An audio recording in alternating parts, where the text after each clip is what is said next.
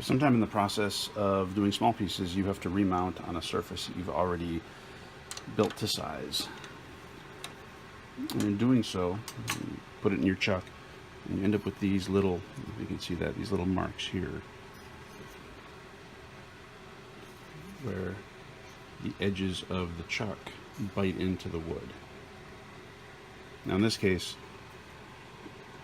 this piece was bigger than what I would normally want to mount it on the chuck, because I usually would want the chuck to be mostly closed, but in this case it was fit to the size of the inside of a box. So I end up with these little marks. So here's a way that you can recover that without having to take away more wood. Sometimes this is more effective than others, but all you need is a hot iron, a wet cloth, fairly wet, should be almost dripping, and your piece. Now all I'm going to do is I'm going to put this wet cloth, I'm trying to do 2 layers of fabric, up against one of the spots that is damaged.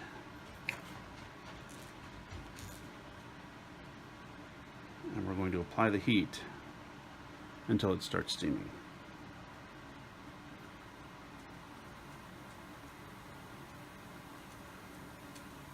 If you can hear that sizzling with my fan going. Okay, a little steam came off. Pull that back. Alright, and that one came back a little bit. Let's try the next one.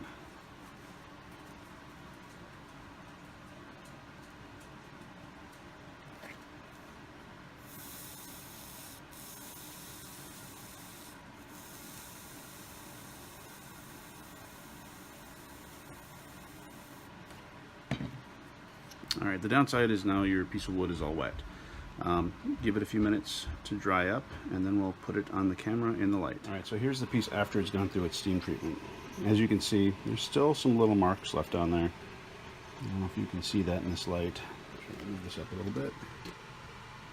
If that's too bright. There are still some little marks on there, but they're so much less pronounced than before. Now after this completely dries, I will need to run sandpaper across it one more time, because the shape may have changed just slightly. So that's it.